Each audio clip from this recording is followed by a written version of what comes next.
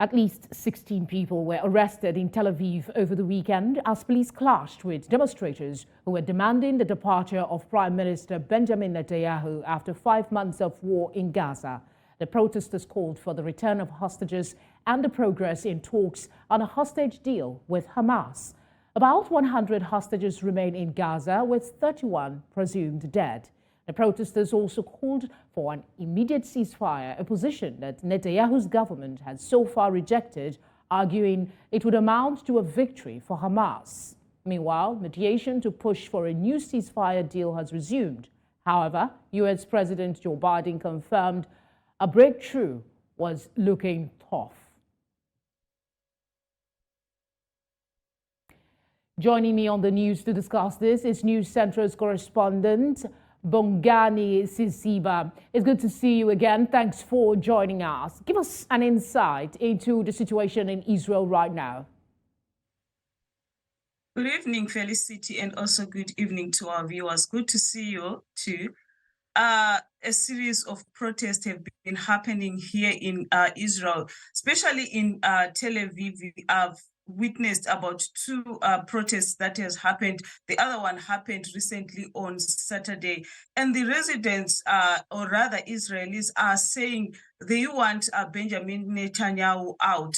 I was talking to someone on the street, and they were saying that if elections were to be held today, they are going to vote him out. Why they are saying so? It's because they say they demand that hostages that are held in Gaza by Hamas to be released, and they say that Benjamin Netanyahu and his government are not doing enough for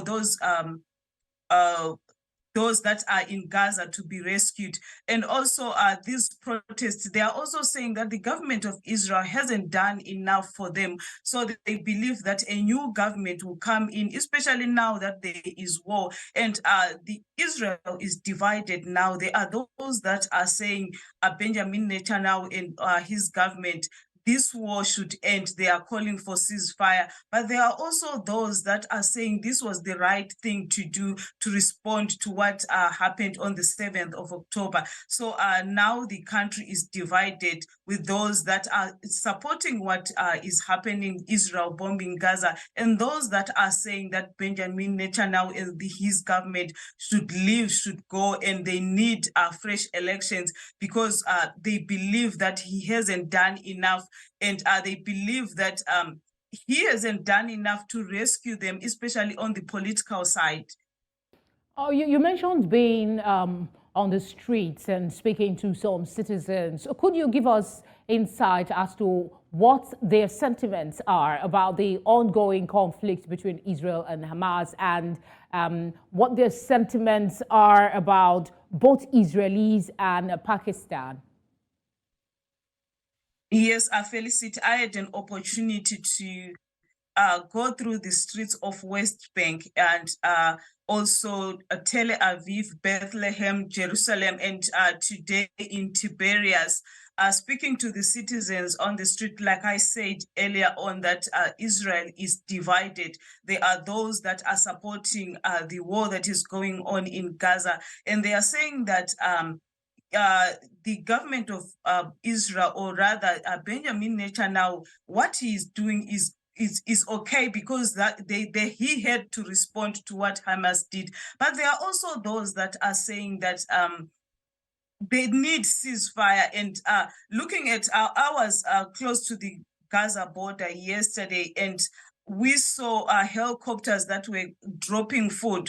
It means like we heard that no one is allowed in Gaza and no one can come out of Gaza. So there are also Israelis who are here, who feel pity for the people who are in Gaza, because they are not allowed to go out. They are also not allowed to go in. And also, no Israel person is allowed to go to Gaza and also to go to West Bank. I was in West Bank day before yesterday, that is over the weekend, and speaking to citizens there, the life that they are living. Like one of the residents showed us the the border security that is there, that is about 80 meters. And they told us that they are not allowed to cross over to Israel. Okay. And that borderline security rather was created to restrict Palestinians to come to Israel. And also Israelites are not allowed to go to the other side. And there are a lot of checkpoints, like from just 100 kilometers, you find out that there are more than 5, 6, 7 checkpoints where you have to show your passports and all the cards, especially from the residents of Palestine, and they are not allowed to enter Israel. Bongani, thank you very much for speaking with us, and do stay safe.